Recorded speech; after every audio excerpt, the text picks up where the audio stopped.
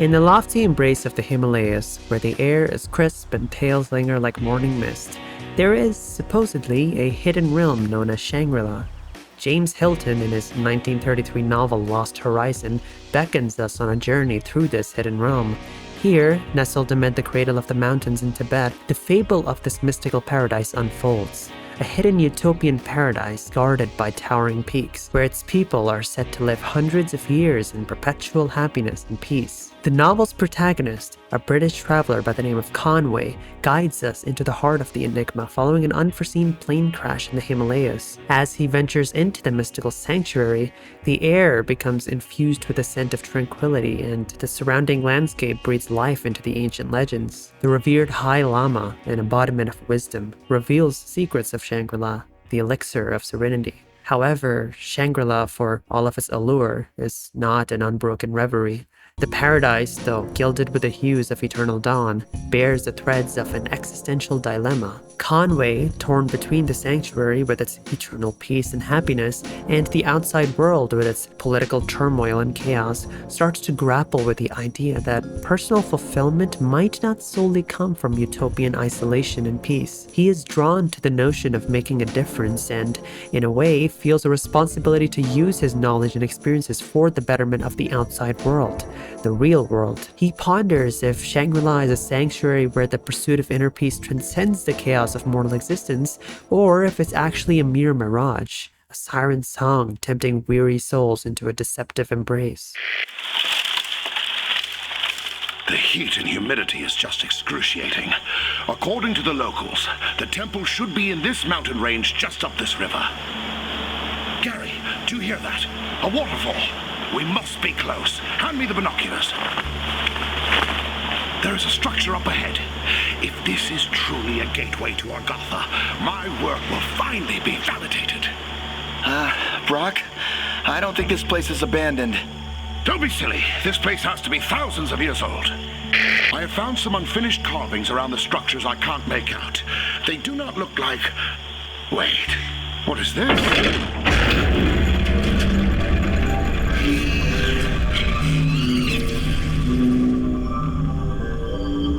That? Why is the sky dark? It's an eclipse. We must have... Run!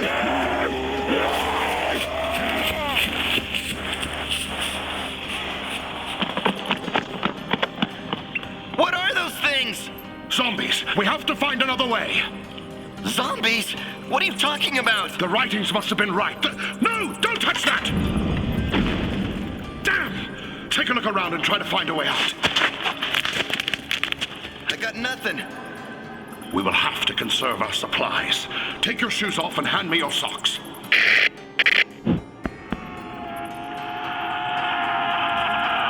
I have been trapped in the temple structure for days.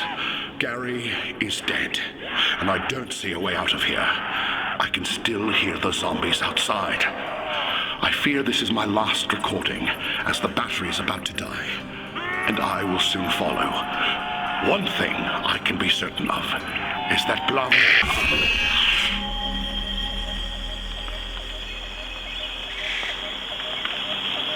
What the hell was that? Why is the sky dark? It's an eclipse. We must have... Run!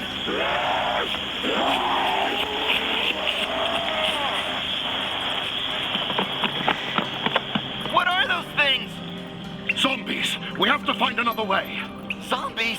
What are you talking about? The documents must have been right. No! Don't touch that! Damn! Take a look around and try to find a way out. Brock, I hear somebody out there that isn't dead. Hello out there! Hello? The voices! Wait, that's not in my head. It seems that we're stuck in a time loop. Shangri-La did it before it was cool, for real, and now the two Western explorers aim to find the entrance to Agartha, one of the many names of a legendary and mystical kingdom that is supposed to exist inside the Hollow Earth. They instead stumble upon the paradise that is Shangri-La. discovering that it is actually anything but. The quest of this map revolves around making use of various devices around the map to travel through time and save Brock and Gary from their demise in proxy. Now, these devices can only be assumed to be remnants of an ancient civilization. With the establishment of real involvement in the map prior, it's not a stretch to say that the Vril-Ya civilization from the original book is that civilization. Regardless, someone put these devices here, and it's not exactly ordinary for devices to forcefully spawn an eclipse wherein you are in a different position in terms of space and time. Something is wrong with the moon. Now, this is a tangent, but when you have established time travel and supernatural elements in your story, having the moon in your very orange-looking map look not like Earth's moon, but rather one of Mars's moons, Phobos, would inevitably create a rift within your community akin to the highly contentious gang rivalry between the Bloods and the Crips. On one hand, you have people saying that the map takes place in the Himalayas, but on the other hand, you have people saying that the map takes place on Mars. Since time and space are interlinked, traveling through time can, hypothetically speaking, place you in a location different from where you started. Taking that idea into consideration, when you time travel in the map and have your atmosphere turn a bluish hue, highly reminiscent of Mars's atmosphere near sunrise and sunset, it's undoubtedly going to lead many to claim that the map takes place on both the Earth and Mars, if not Mars alone. Whether or not that is true cannot be fully confirmed, however, but we are ignoring the fact that you're just breathing oxygen on Mars if that's the case. But the only thing you have in the end is essentially just two people going,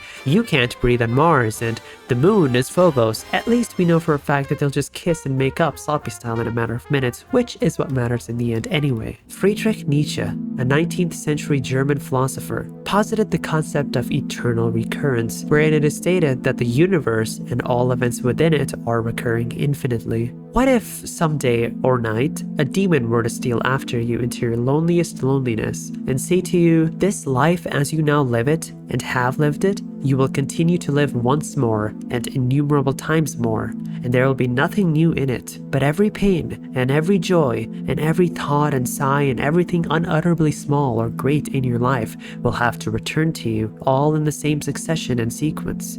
Even this spider and this moonlight between the trees, and even this moment and I myself.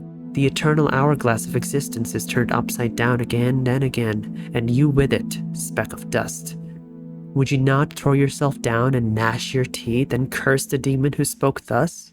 In Shangri-La, Brock and Gary embarked on a quest for ethereal power within Agartha, only to be caught in a twisted game of time. You can make use of the time travel mechanisms present in the map and guide them out of fate's grasp, but you'd find that each step reveals a rather disconcerting pattern. No matter how many times you save them from a precarious situation, be it a confrontation with the zombies or from some trap placed there, they live, but just end up dying to something else immediately thereafter. You can save them from the zombies, but they'll just end up dying to some makeshift trap. You can save them from the traps, but they'll just end up dying to a cave-in. You can save them from... They're stuck. And each and every single time they die, they time travel right back to the very beginning, when they initially stumbled upon this paradise. What a paradise it is. And yes, I know I just cemented myself as the average video essayist on YouTube by bringing up Nietzsche. Now you can keep going as Richtofen and the other three, aiding them and seeing just how far you can lead them. Eventually, your assistance will lead them to the journey's climax, where Brock and Gary, having conquered every single obstacle, reach the map's focal point, the enigmatic focusing stone, coveted by Richtofen for his master plan. Brock would then approach the artifact. I am now entering the antechamber. I see some sort of altar, and there is a rock suspended above it. This is just wonderful. An inscription. Rectofen. Richtofen. Gary, take an etching. The rock above the altar seems to be suspended in thin air. I'm going to remove it now. We've been in this jungle for days and haven't seen any sign of this hidden temple. We cannot give up. It has to be here. I can't shake this feeling like we're going in circles. We should get to higher ground and take a look.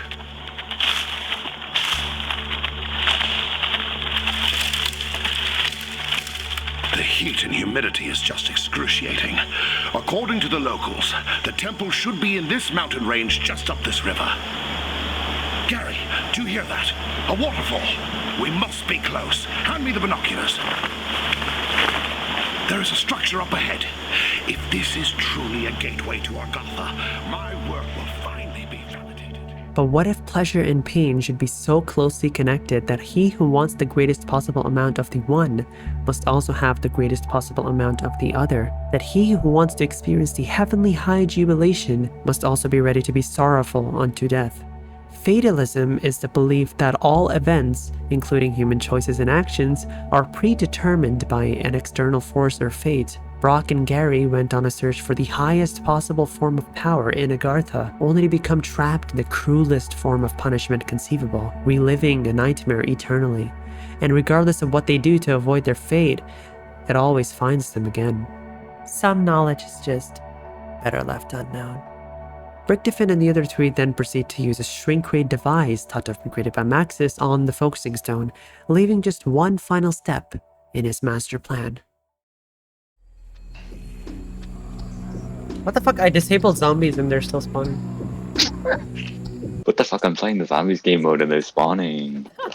A considerable amount of time has passed since the events at Decode. The question of where Samantha is, if she even retains a physical form, still remains. The map's song, Pareidolia, possibly lures us into that realm where perception blurs and reality merely consists of fractured images. The lyrics convey a stark sense of emotional instability, as if the singer is just teetering on the precipice of sanity, with mentions of visual and auditory hallucinations of faces in sky staring back and laughing, and the perception of twisted faces in lieu of what the singer perceives to be their friends. It all rather conveniently plays at the idea of the song's namesake, Pareidolia, which is a tendency to perceive a meaningful pattern where there objectively is none, such as the face of a woman in the clouds staring back, the silhouette of a little girl in a dark room, or a silhouette of the Grim Reaper as a bloodstain on the wall.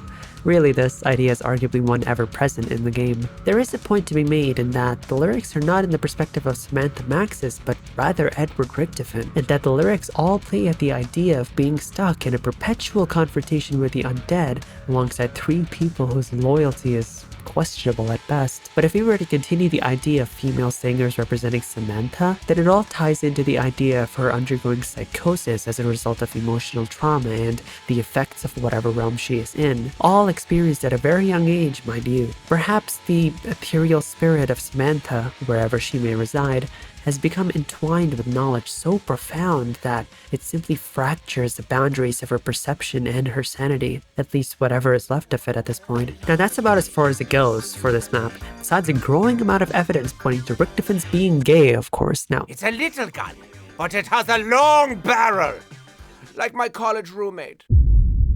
Oh, it's so big! okay, so not exactly the best representation, but alas, they made zombies woke.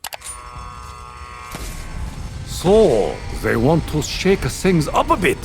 Takio is gay. I mean, I'm happy for him, but probably what? I miss when zombies was free of politics, like in the good old maps of Delisa, Kino, and Ascension. Very politics free, as you can clearly see right here. Now seriously though, before this turns into the average video from the guy whose channel name is the same as the name of the final Black Ops 1 Zombies map,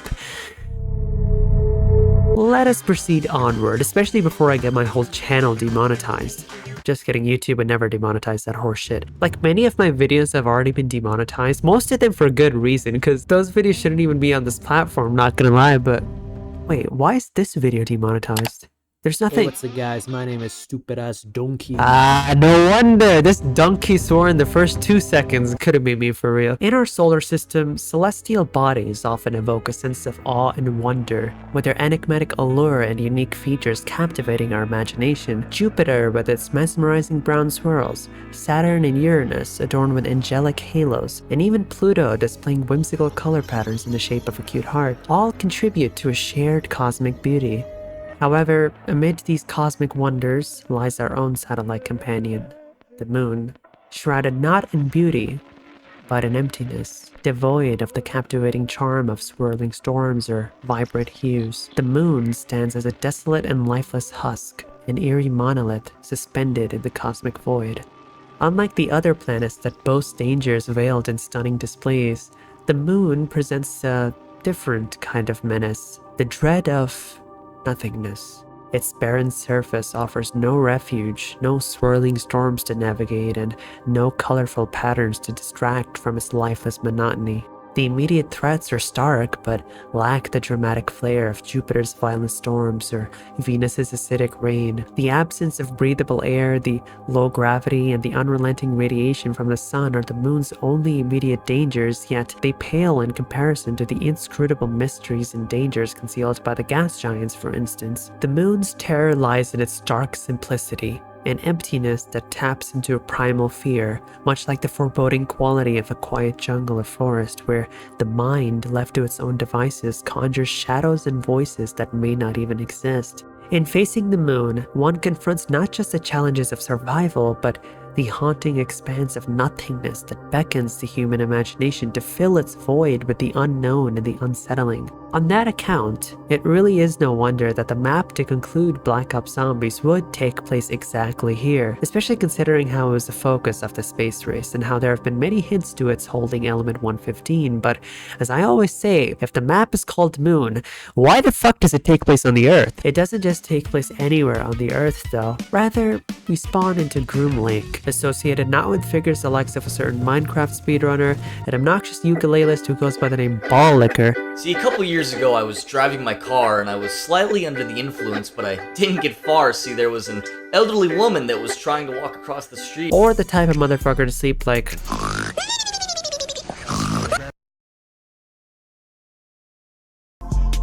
We about to get lit. Fill the room up with some teens. Wait. But rather with the highly classified US Air Force facility, Area 51. Still, it's not Area 51 that serves as the map's focal point. It merely houses a gigantic teleporter that has the power to send you to the goddamn moon. Now it is here, where you're faced with a myriad of eccentricities. Traveling to the moon, you don't really expect to arrive at some expansive futuristic base, one presumably developed over many moons.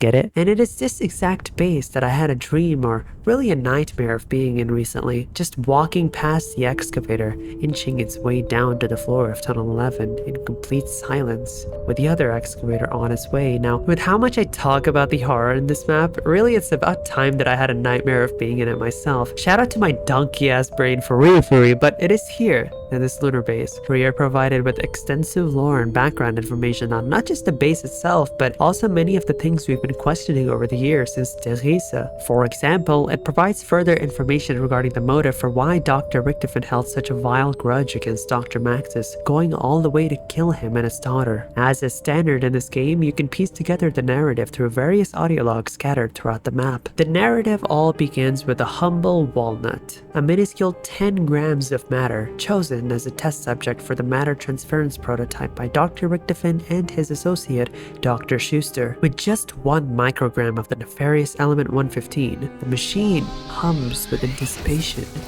and it works. The walnut, in defiance of conventional physics, disappears from the MTD prototype and teleports to the receiving device, much to the delight of Richtofen, who prompts Schuster to get their overseer, Dr. Maxis, there immediately. The achievement, however, does not garner the expected appreciation from Dr. Maxis. But this is not the crucial experiments that you are supposed to be working on. With all due respect, Dr. Maxis, this is a breakthrough of unimaginable proportions. What? That you moved a walnut a few feet? Yes, Edward. We will improve the human condition by revolutionizing the walnut industry. I can see it now. Edward's walnut delivery. Don't be obtuse. How dare you call me that? We are at war, Edward. I will admit that there is promise here. But until this war is won, correct me if I'm wrong, Dr. Maxis, but Group 935 is a research organization. What was the motto? To improve the human condition? What business of ours is this war? Fine, Dr. Richtofen. I will let you in on a little administrative secret. We are finalizing a deal with the Nazi Party. We need funding. We need equipment. They need new weapons. Chances are this war will end soon with a treaty or two, and we will be in a much better position to help the world. Are you certain this won't cause massive defections? We have scientists from all over the world working with us. That is why it is with the utmost confidence that I share this with you. No one will know of this. This is simply the breaking of an egg to make an omelet. Think of the tactical advantage we would have. Think of the cost. Think of the time. We can provide the Nazis technical expertise in various areas without putting all our eggs in your walnut basket. Good day, Edward, and get back to your real work.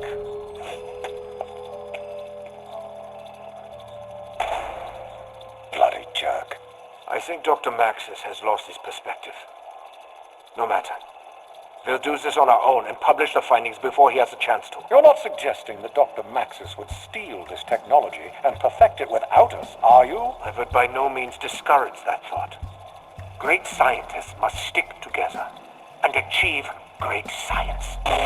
Perhaps it was jealousy for your subordinate to make such a major breakthrough in science. Perhaps it was bad timing. Still, his reaction to the teleportation tests and how he held off on mass-producing Richtofen's window off at DG2 led Richtofen to work independently of Maxis, weary of how distrustful and even disrespectful Maxis was in all regards personal. With a month of great secret and independent research, Doctors Richtofen and Schuster prepare for the ultimate test and teleport a human test subject, Richtofen himself. Richtofen faces the prospect of teleportation to a receiving device 30 yards away, and so he steps into the machine eagerly. And then the machine comes to life.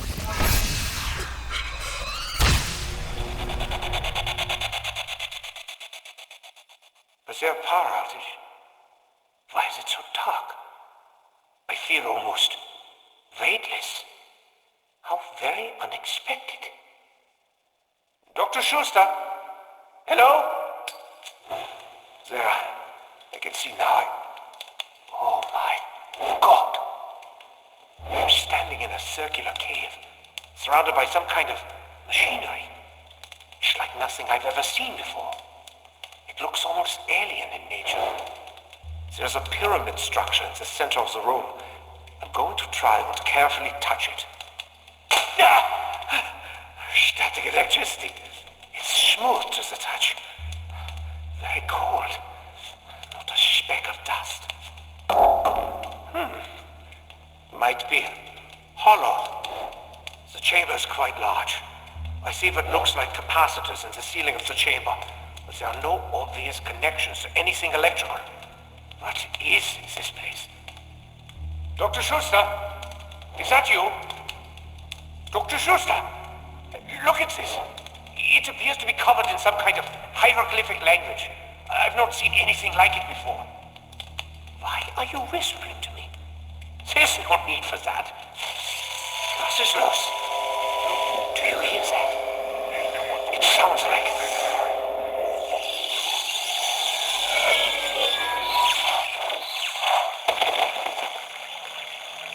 My God! What happened? I seem to be in some kind of jungle. I can't be certain of where I am.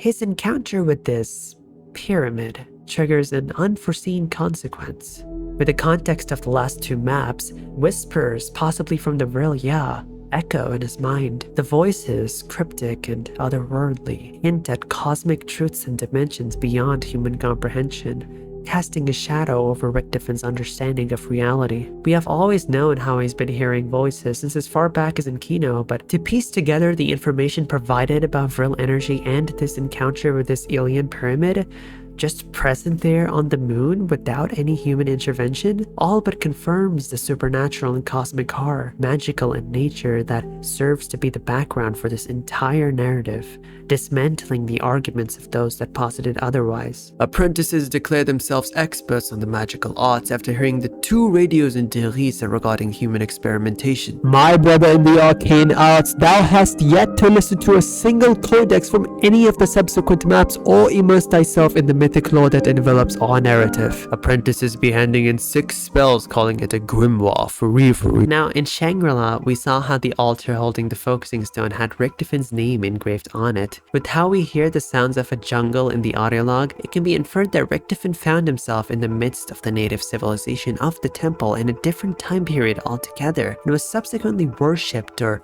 revered in some way. All the while, Dr. Schuster, unaware of Richtofen's fate, expressed uncertainty and fear about the future. But then... Don't scrap anything. We've done something. Something wondrous. Shh. Do you hear them? Dr. Richtofen, you're alive. I'm more than alive, Mr. Schuster. Is the device still intact? Yes, but what happened to you? Ah, something wonderful. That chamber was incredible. The wonders we can learn. What are you talking about? Are you all right? Get in the matter transference prototype, Dr. Schuster. We have worked. Gentlemen, for 2 long years we have toiled here and at Eagle's Nest to build our fortifications. For 2 long years we have taken equipment to build up our labs. For 2 long years we have worked under Group 935, believing that Dr. Maxis truly wants to help the world. For 2 long years we've led a double life. Today, that all ends. I bring to you what this project is all about. What I have worked to keep from my enemy. What is it, Dr. Richtofen? Looks alien. It is an ancient drill machine. And you, Dr. Groff, are now the lead scientist here at Griffin Station. You will be the one to discover how it works. We first must discover what it does. Nein, Dr. Groff. I know what it does. It has a direct connection to another dimension. It is preposterous. No more preposterous than teleporting all of this gear to the moon and building Griffin Station, is it? I suppose not. How do you know what it does? I have found many interesting real artifacts here. I have decoded some of their language. All signs point to this device being a stable gateway to the Aether. Dr. Richtofen, I'm aware of a project being run by Dr. Maxis at Doris concerning Brill. As am I. I am going back to my post at Group 935 to continue the charade. I will be finding out just how much information Dr. Maxis has on Brill. Once the machine is operational, I will enact my plan and return. Gentlemen, let the games begin.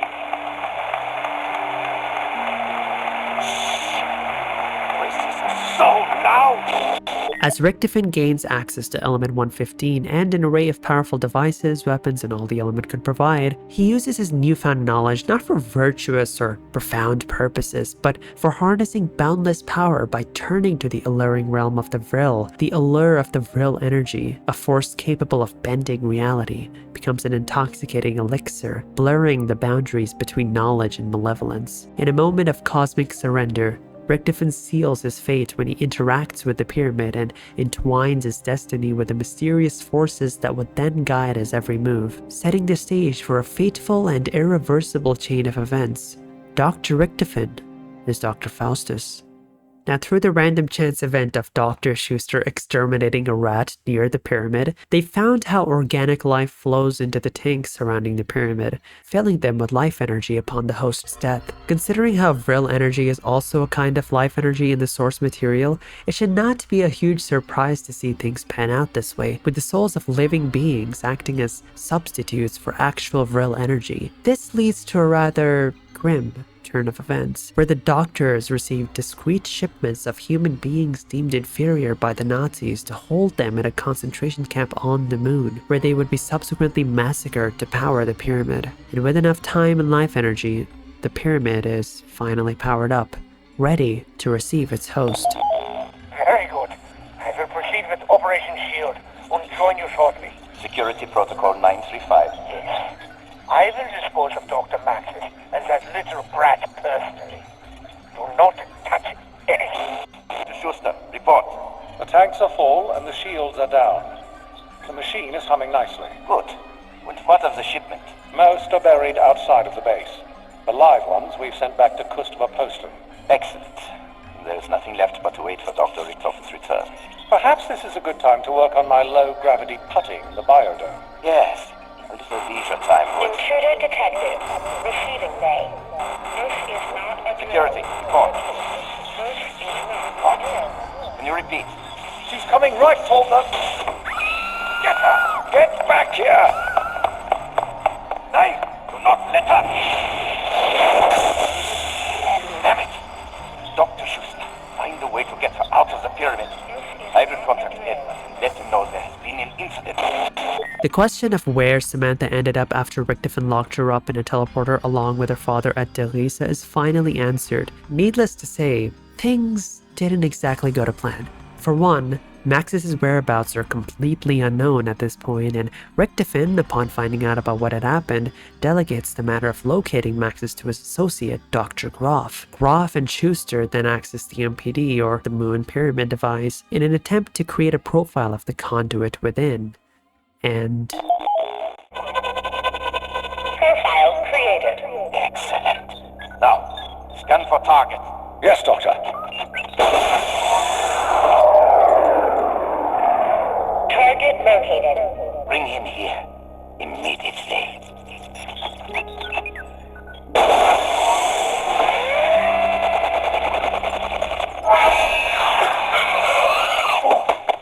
Greetings, Dr. Maxis.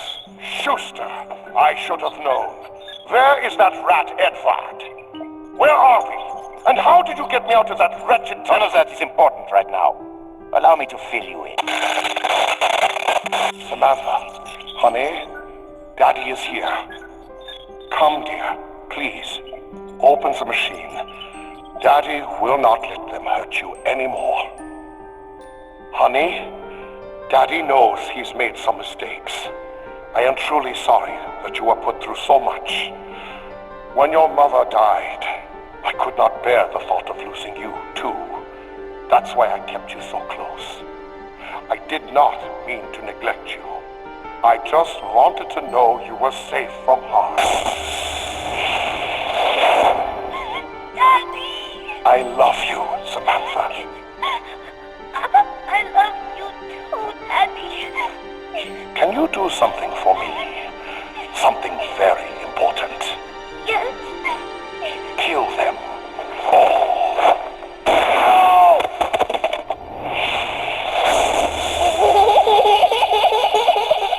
We are doomed. it is here where Samantha's innocence completely unravels. Hearing her father's vengeful command and witnessing his self-inflicted demise, all at such a young age, it's no surprise that she turns from an innocent, harmless harbinger of Vril with complete lack of any malevolence to a vengeful entity bound to bloodlust. The emotional trauma thrust upon her shoulders becomes a crucible in which her innocence melts away, forging a new identity in the fires of revenge. We have seen how much Richtofen's sanity has devolved since the very beginning, partly due to element 115 and mostly due to the contact with the mere boundaries of Vril energy in Agartha and the artifacts belonging to the Vril Ya. Since the events at Derisa though, Samantha has been a captive within the cosmic realm of Agartha itself. The very fabric of her being has been shaped, molded, and ultimately corrupted by the insidious forces lurking within. We can only imagine what's left of her psyche, if she even retains one, having stayed in such a place, bound to such violent intentions for who knows how many years. Upon her father's request, she unleashes the hordes of zombies, controlled with the power of Vril, upon Derisa, marking the start of Operation Shield, the contingency plan on what to do in the event of an outbreak at the facility. In the original source material for the Vril, the energy is shown to have the power to control automatons to do whatever the host wishes. Making use of a similar power, Samantha unleashes the hordes of zombies upon anyone even remotely linked to Richtofen and those who wronged Maxis, along with anyone else she deems deserving of such vengeance, cause I can't imagine why she'd want to kill Richard Nixon. Actually, you know what? I do. That one makes sense. I totally do the same thing. I only wish Reagan were a playable character as well. Richtofen then goes back to the Siberian test facility, waking up his 3 test subjects, and it is then that we witness the start of his grand scheme of taking back control of the MPD come into fruition. Alright, time to start the Easter egg. T-Wall captured. That's not the Easter egg. Starts flying. Now, the grand scheme consists of many, strange things that don't really make much sense at first. Like, what the fuck is a focusing stone, you know? And so what I'm gonna do is basically relay his grand scheme and explain what all the steps therein mean in a makeshift dialogue between Richtofen and the other three. So basically, to reopen the moon pyramid device, I require an a lot of energy. I plan to make use of this ancient vessel called the Frill device and put a large meteorite of highly concentrated element 115 inside it, after I shrink it down, of course. But this is not enough. I would also need to harness the Casimir effect, which can forcibly cause an imbalance of amplified energy that can easily flow. But since this can only be done in a vacuum, I will do this on the moon to use all of its huge and massive and plentiful vacuum energy to draw the concentrated energy out of my Frill device. What the hell are you talking about? And so he does just that, by combining the Frill device with the shrunken meteorite of highly concentrated 115, which might as well be another form of Frill energy itself considering its power. By putting the doohickey in between two plates in the vast vacuum of space, he finally has enough power to reopen the moon pyramid device and enter Agartha. Samantha emerges from the pyramid, and with one final bout of life energy obtained from killing the zombies, surprisingly, the soul of Samantha merely switches with that of Richtofen, leading to Samantha's being in Richtofen's body and Richtofen's being in... You know, this is getting just a bit too fucking weird. Now, the map's main song, Coming Home, shows us one more side of Samantha. Her emotions after being finally set free from Agartha. Finally becoming real now, with all she is. She isn't ecstatic at the prospect, as a prisoner would be after being set free, for instance, as she still vows to make her father's last words come true, still holding on to that vengeful command. The map's other song, Nightmare by Avenged Sevenfold, arguably serves as Richtofen's taunting Samantha and the other three, with mentions of brainwashing through medication and leaving the Force stranded on the moon, all alone, facing the undead till they eventually succumb. It is interesting how the lyrics can fit the situation, considering how they weren't even written for the game, but still, playing as Samantha and hearing her dialogue gives us the best glimpse at what she is like after an eternity spent inside Agartha, corrupted by who knows what. And it's basically the result of a young child's playful curiosity blended with a heavy dose of bloodlust and vengeance. Nothing unexpected, but it is interesting to see how she even retains a mental state at all, even if it's severely degraded. Perhaps it's a result of her being too young to be fully vulnerable to corruption.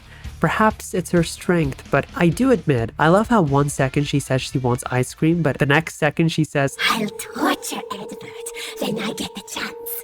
I'll play with his kidneys and swallow his bile. Because you see, even without the power she once had, she's not yet given up. Through some unknown means, perhaps through the manipulation of Frill after death, Dr. Maxis implanted himself within the lunar base's computer systems to now guide Samantha and the other three in saving the Earth from Richtofen and his evil ambition in a new backup plan. Considering the amount of energy needed, it is impossible to reopen the MPD at this point. But as Agartha is based within the Hollow Earth, Dr. Maxis comes up with a plan to forcibly sever Richtofen's link to it from the MPD by physically destroying the Hollow Earth with the use of powerful rockets presumably imbued with element 115. Facing the decision of letting Richtofen play God with his newfound power or potentially severing his connection to Agartha, the only sensible option is to trust Dr. Maxis. By doing as he asks and overriding a few security measures, we see that we prime a few rockets nearby for launch, before a countdown begins. Launch in 5, 4, 3, 2, 1.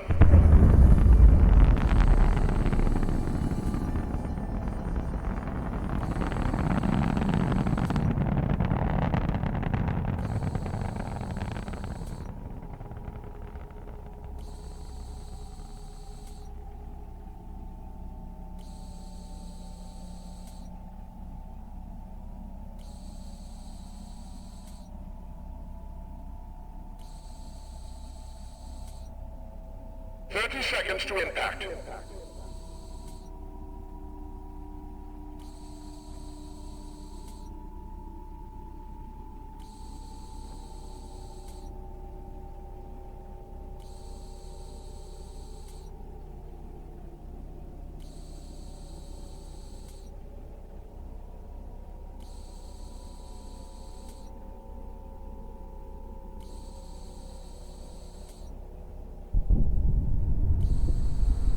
earth